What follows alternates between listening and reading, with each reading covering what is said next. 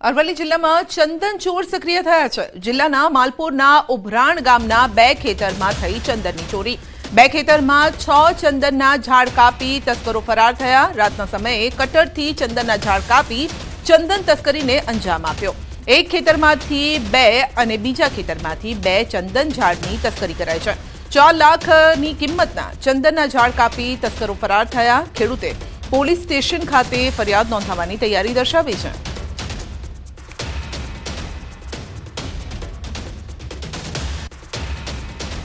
मारा खेतर में चंदन 4 झाड़ कपाया से अंदाजे एनी किंमत थाय 4 लाख रुपया जेवी थाय। अने आज रात्रे अमारी बाजू में एक हेमंतभाई करीने छे एमना खेतर में छे पण एमने बीजा 2 चंदनना झाड़ कपायेला छे। વડોદરામાં જેસીબી ચાલકની જોખમી સવારીનો વિડીયો વાયરલ થયો છે। જેસીબી ચાલકે શ્રમિકોને જોખમી રીતે બેસાડ્યા હતા। વાયરલ વિડીયોને લઈને ટ્રાફિક પોલીસે કાર્યવાહી કરી છે। પોલીસે જેસીબી ચાલકને કરાવ્યું કાયદાનું ભાન। તો જે રીતે વાહન પર આપ જોઈ શકો છો કઈ રીતે લોકોને બેસાડવામાં આવ્યા છે। જેસીબી ચાલકે જોખમી રીતે લોકોને સવારી કરાવી હતી અને રસ્તા પર તે નીકળ્યો હતો।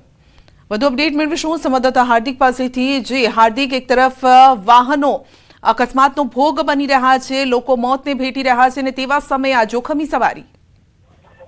બિલકુલ થી જો વડોદરા શહેરની વાત કરીએ તો વડોદરા શહેરમાં કાયદો અને વ્યવસ્થાના લીરા જે છે તે ઉડી રહ્યા છે।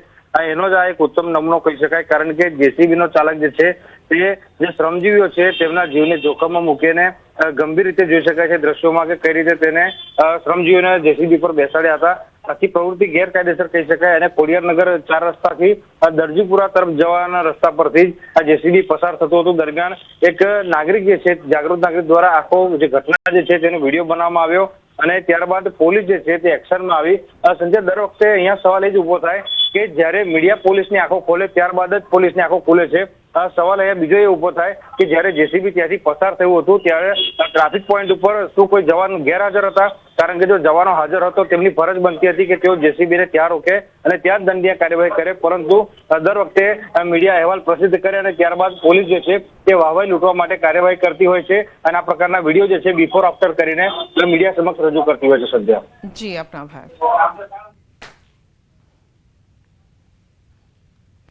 સુરતના ઉધના કાશીનગર ખાતે મારામારીની ઘટના બની હતી। સામાન્ય બોલાચાલી બાદ મામલો મારામારી સુધી પહોંચી ગયો। કેટલાક વ્યક્તિ દ્વારા 2 યુવકો પર જીવલેણ હુમલો પણ કરાયો। મારામારીની સમગ્ર ઘટના સીસીટીવીમાં કેદ થઈ છે। તલવાર જેવા તીક્ષ્ણ હથિયાર વડે હુમલો કરવામાં આવ્યો હતો। ઉધના પોલીસે સીસીટીવીના આધારે તપાસ પણ હાથ ધરી।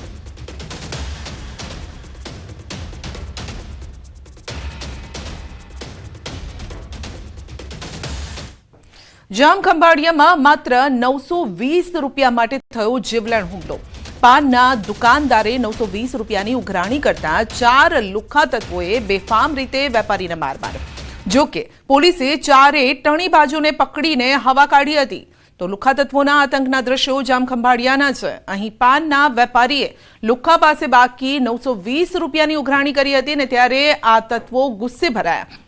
વેપારી કંઈ સમજે તે પહેલા જ દુકાનમાં ઘૂસી અને મારામારી પર ઉતરી આવ્યા। દ્રશ્યમાં જોઈ શકાય છે કે વેપારી દુકાનની અંદર ખુરશીમાં બેઠો છે અને ત્યારે એક શખ્સ દુકાનના થડા પર ઊભો રહી અને યુવાનને માર મારે છે, જ્યારે કે 2 ટપોરીઓએ વેપારીનો પગ પકડી રાખ્યો હતો। એક વ્યક્તિ મારે છે, ઢોર માર મારીને લોહીલુહાણ કરી નાખે છે। આ અંગેની ફરિયાદ કરતા પોલીસે 4 આરોપીને પકડી સરઘસ કાઢ્યો હતો। વરઘોડો કાઢી લુખ્ખાઓની હવા કાઢી હતી।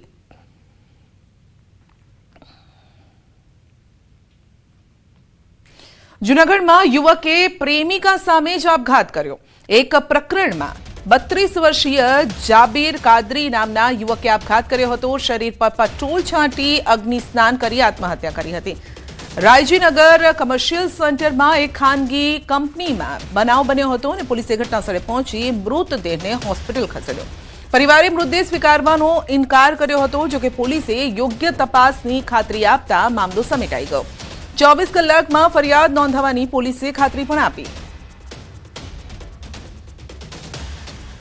છોકરી સાથે પ્રેમ સંબંધ હતો।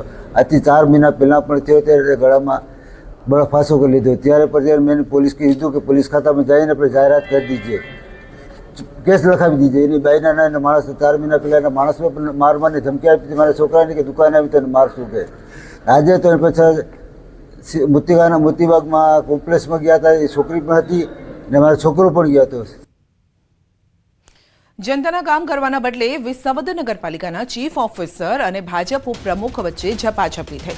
જૂનાગઢ જિલ્લાની વિસાવદર નગરપાલિકામાં વહીવટી તંત્ર અને ચૂંટાયેલા પ્રતિનિધિઓ વચ્ચેના ગજગ્રાહે હિંસક સ્વરૂપ ધારણ કર્યું. ભાજપ શાસિત આ નગરપાલિકામાં ચીફ ઓફિસર પીજે વઘાસિયા અને નગરપાલિકાના ઉપપ્રમુખ રમેશ માગરોડિયા વચ્ચે ઉગ્ર બોલાચાલી બાદ ઝપાઝપી થતા ચકચાર મચી ગઈ અને છેલ્લા કેટલાક સમયથી શહેરના વિકાસના કામોના આયોજન અને અમલીકરણ બાબતે અધિકારી અને પદાધિકારીઓ વચ્ચે મતભેદ ચાલી રહ્યા હતા. આ મામલે રજૂઆત કરવા ગયેલા ઉપપ્રમુખ અને અન્ય સભ્યો સાથે ચીફ ઓફિસરની ચેમ્બરમાં ચર્ચા ચાલી રહી હતી, જે દરમિયાન મામલો બીચક્યો અને શહેરના પ્રાથમિક પ્રશ્નોના નિકાલમાં વિલંબ થતો હોવાના આક્ષેપ સાથે સભ્યો રોષે ભરાયા.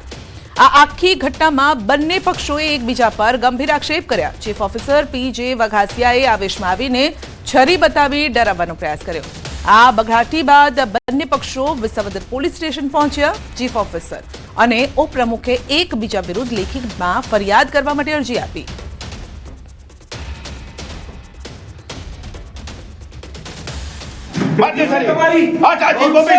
પત્રકાર છરી મારવાની વાત કર. જોવો તો ખરા ચાનો ન્યાય છે. જોવો તો ખરા તમે છરી હાથમાં લીધી છરી. જોવો તો ખરા. બે પૈસામાં વેચાઈ ગયો. તમે હું છો? અરે હું છું. એક પણ પૈસો કરી નથી. એમ તમે વાત તમે છરી લાવો ને. લેખિત આપો. લેખિત આપો. મારી ચેમ્બરમાં આવતા નહીં. લેખિત આપો. અરે ગાળો બોલો છો તમે આવી રીતે. બોલાય બધું બોલાય. છરી કાઢો બોલો. કાઢો છરી કાઢો. નહીં કાઈ કાઢવી નથી. છરી કાઢો કાઢો કાઢો છરી કાઢો. રાજકોટમાં ટ્રાફિક પોલીસની દાદાગીરી. પાર્કિંગમાં પડેલ 2 વ્હીલરને કરવામાં આવ્યું ટોઈંગ અને રજૂઆત કરવા માટે ગયા તો કાર ચડાવી હોવાનો આક્ષેપ. ટ્રાફિક પોલીસની દાદાગીરીની એડવોકેટે પોલીસ કમિશનરને રજૂઆત કરી અને છેલ્લા ઘણા દિવસોથી ટ્રાફિક પોલીસની કામગીરી વિવાદમાં આવી રહી છે.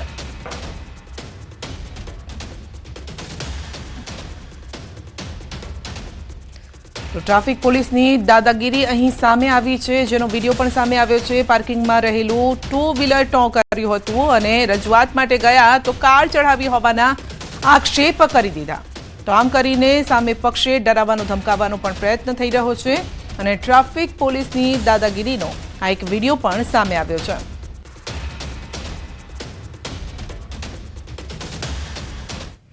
બનાસકાંઠા બાદ પાટણમાં પણ ઠાકોર સમાજના બંધારણના લીરે લીરા ઉડ્યા છે. પાટણમાં ઠાકોર સમાજના બંધારણનો ભંગ થયો છે. બંધારણ તોડતો વિડીયો વાયરલ થયો છે. સાંતલપુરના કોરડા ગામે બંધારણનો ભોગ ઠાકોર સમાજના આગેવાને જ સમાજનું બંધારણ તોડ્યું છે. કોરડા ગામના યુવા મહિલા સરપંચના લગ્ન હતા. લગ્ન પ્રસંગે રાસ ગરબાનું આયોજન કર્યું હતું અને 4 જાન્યુઆરીએ સમાજના આગેવાનોએ બંધારણ બનાવ્યું અને મહિનામાં બંધારણ તોડ્યું હતું. કોરડા ગામે ઠાકોર સમાજના આગેવાન મગનજી ઠાકોર જ બંધારણ તોડતા જોવા મળ્યા. લગ્ન પ્રસંગે રાસ ગરબાનું આયોજન કરી ભપકાદાર લગ્ન પ્રસંગ કર્યો. લગ્ન પ્રસંગે ડીજે અને રાસ ગરબા પર પ્રતિબંધ હોવા છતાં આયોજન કર્યું. તો વધુ અપડેટ મેળવીશું સંવાદદાતા અશરફ પાસેથી. જી અશરફ, એક તરફ બંધારણ બનાવવામાં આવે છે અને બીજી તરફ તેનો ઉલાડિયો થઈ રહ્યો છે. બિલકુલ સંધ્યા, એક બાજુ ઠાકોર સમાજના આગેવાનો દ્વારા સમાજનું હિત વિચારીને વિવિધ મુદ્દાઓને લઈને ક્યાંક બનાસકાંઠાના ઓવડ ખાતે બંધારણ ઘડ્યું હતું, પરંતુ આ જ બંધારણના ક્યાંક સમાજના જ આગેવાનો તોડતા હોવા 2 ઘટનાઓ સામે આવી છે. અગાઉ બનાસકાંઠાથી અને આ વરિંજી સામે આવી છે તે સાંતલપુરના કોરડા ગામે છે. મહત્વની વાત છે કે જે મગનજી ઠાકોર છે તેમના દીકરી કુમકુમ અને તેમના દીકરા ભાવેશના લગ્ન હતા. તે દરમિયાન ડીજે રાસ ગરબાની પાર્ટીનું આયોજન કર્યું હતું. જે મહત્વની વાત છે કે ડીજે રાસ ગરબાનું સમાજનું જે બંધારણ ઘડ્યું હતું તેમાં પ્રતિબંધ મુકાયો હતો, પરંતુ અહીંયા સમાજના જે આગેવાન છે મગનજી ઠાકોર, જેઓ કોરડા ગામના પૂર્વ સરપંચ છે અને હાલ તેમને દીકરી જેના લગ્ન હતા કુમકુમ, તે ચાલુ સરપંચ. એટલે કે જે સમાજના આગેવાનોએ સમાજના હિત માટે બંધારણ ઘડ્યું હતું, સૌથી પહેલા જેને અમલ કરવું જોઈતું હતું, જેને જોઈને અન્ય સમાજના આગેવાનો કરે, પરંતુ અહીંયા જે બંધારણ ઘડવામાં હાજર છે, જે આગેવાનો સાક્ષી પૂરે છે, તે જ આગેવાનો ક્યાંક બંધારણ તોડી રહ્યા છે. એટલે કે ક્યાંક સમાજના બંધારણ જે પકડ અને જે અસર થવી જોઈએ અન્ય નાના ઘરોમાં, તે પકડ ક્યાંક છૂટી રહી છે, કારણ કે સમાજના આગેવાનો જ અહીંયા તો બંધારણ તોડી રહ્યા છે. સંધ્યા. જી અશરફ, કારણ કે એ સમયે પણ જ્યારે આ પ્રકારની મિટિંગોનું આયોજન થતું હતું ત્યારે સ્ટેજ પરથી જ આગેવાનો પોતે કહેતા હતા કે જે નિયમો છે તેનું પાલન જે સ્ટેજ ઉપર બેઠા છે એ લોકોને પહેલા કરાવજો, પછી સામે બેઠા છે એ લોકોને કરવાનું છે. પરંતુ અહીંયા તો એ આગેવાનો જ આ નિયમો તોડી રહ્યા છે. 2 દિવસ પહેલા પણ આવી રીતે જ જે ગાયક કલાકાર છે તેમણે પણ આ રીતે નિયમો તોડ્યા હતા અને તેને લઈને એક અલગ જ વિરોધ શરૂ થયો હતો કે સમાજમાંથી બરતરફ કરો અને એ પ્રકારની વાતો થઈ હતી. શું અહીંયા આગેવાનની વિરુદ્ધ પણ એ જ પ્રકારનો માહોલ જોવા મળી રહ્યો છે? બિલકુલ સંધ્યા, સમાજના આગેવાનો મંચ ઉપર તો ક્યાંક બેસીને નિયમો તો ઘડ્યા હતા, પરંતુ તે જ સમાજના આગેવાનો હાલ બંધારણ તોડે છે. મહત્વની વાત છે કે મગનજી ઠાકોરના ઘરે જ્યારે લગ્ન પ્રસંગ હતો ત્યારે રાધનપુરના ધારાસભ્ય લવિંગજી ઠાકોર જે બંધારણ ઘડાયું ત્યારે હાજર હતા. એ જ લવિંગજી ઠાકોર ક્યાંક મગનજીના ઘરે પણ ગયા હતા.